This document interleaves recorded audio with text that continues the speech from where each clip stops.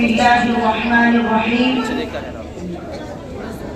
الحمد لله رب العالمين والعاقبة للمتقين والصلاة والسلام على سيد الأنبياء والمرسلين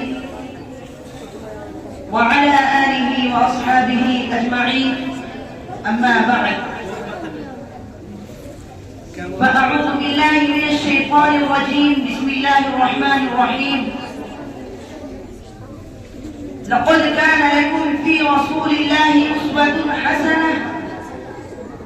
وقال النبي صلى الله عليه وسلم: كلكم من آدم وآدم من تراب. واجب التکریم اسٹیج پر تشریف فرما اساتذہ کرام، ہماری موقر شخصیتیں اور دور و دراز سے تشریف لانے والے میرے بھائیوں، دوستوں، بزرگوں، عزیزوں، ساری کائنات کا ایک مالک ہے جس نے اس زمین کو بنایا، آسمان کو جس نے بنایا، جس نے آفتاب و مہتاب، چاند اور سورج کو پیدا کیا، جس نے سمندروں میں پانی بہایا، جس نے زمین سے درخت اگائے، جو انسانوں کے اندر سے انسان کو وجود دیتا ہے، جو مردہ کو زندہ کرتا ہے، زندہ کو موت دیتا ہے، وہی ایک خالق ہے، وہی ایک مالک ہے، وہی ایک پالنہار ہے، وہی ایک رب ہے، وہی ایک مربی ہے، وہی ایک اللہ ہے جو ہم سب کا مالک ہے۔ اس اللہ نے، اس مالک نے اس دنیا میں انسان کو سجانے کے لیے اور انسان کو خوبصورت بنانے کے لیے اور انسان کو بہترین بنانے کے لیے اس زمین پر کچھ پیغمبروں کو میسنجر بنا کر بھیجا۔ ان لوگوں نے آ کر دنیا میں سارے لوگوں کو اس اللہ کا پیغام دنیا میں سنایا اور انسان کو انسان بنانے کی تعلیم دی۔ اس سلسلے کی آخری کڑی جناب محمد رسول اللہ صلی اللہ علیہ وسلم ہے، جس کے آپ اور ہم پیروکار ہیں۔ اس نبی نے، اس پیغمبر نے، ہمارے آقا نے، ہمارے محبوب نے ہمیں کتنی اچھی شریعت دی، جو پیار سے بھری ہوئی ہے، جو محبت سے بھری ہوئی ہے، جن میں ایک دوسرے کی ہمدردی ہے، جن میں ایک دوسرے کو معاف کرنا ہے۔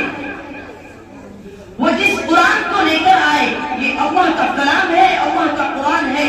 اس قرآن کی تعلیمات کو، اس کی معانی کو پیغمبر رسول اللہ صلی اللہ علیہ وسلم نے بہت تفصیل سے امت کے سامنے سمجھایا۔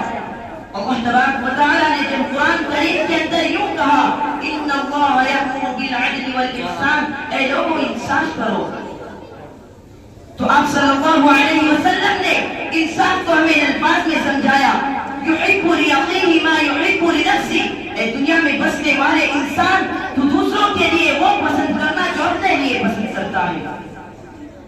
یہ انصاف کی تعریف دنیا میں کہیں نہیں ملے گی جو ہمارے پیغمبر نے ہم کو بتائی۔ میں چاہتا ہوں کہ مجھے کوئی ذلیل نہ کرے تو میں کیوں دوسروں کو ذلیل کروں؟ میں چاہتا ہوں کہ مجھے عزت ملے تو میں کیوں دوسروں کو عزت نہ دوں؟ میں چاہتا ہوں میری بچی پر کوئی غلط نظر نہ اٹھائے، میں کسی کی بچی پر غلط نظر کیوں اٹھاؤں؟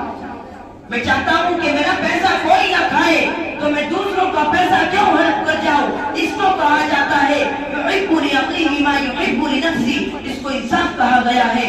جو اپنے لیے پسند کرتا ہے وہ اپنے بھائی کے لیے پسند کرو۔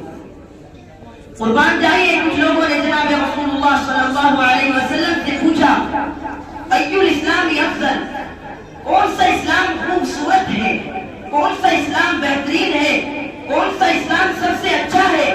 تو آپ نے یہ نہیں فرمایا کہ بہت نمازیں پڑھ لو، بہت روزے رکھ لو، بہت زکات دے دو، بہت حج کر لو۔ آپ نے فرمایا اطعام الطعام وافشاء السلام، لوگوں کو کھانا کھلاؤ اور سلام کو عام کرو، خوبصورت اسلام تمہیں مل جائے گا۔ روایتوں میں ایک صحابی اسلام قبول کرتے ہیں اور وہ یوں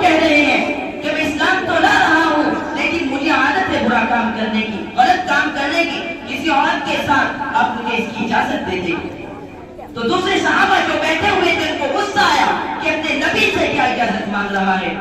اللہ کے نبی نے صحابہ سے کہا خاموش ہو جاؤ. اور پھر جناب رسول اللہ صلی اللہ علیہ وسلم محبت اور پیار سے صحابی کو سمجھا رہے ہیں کہ بتاؤ تمہاری بہن ہو اور تمہاری بہن کے ساتھ کوئی اگر یہ سوچے تو تم پسند کرو گے؟ انہوں نے کہا نہیں. وما علینا الا البلاغ.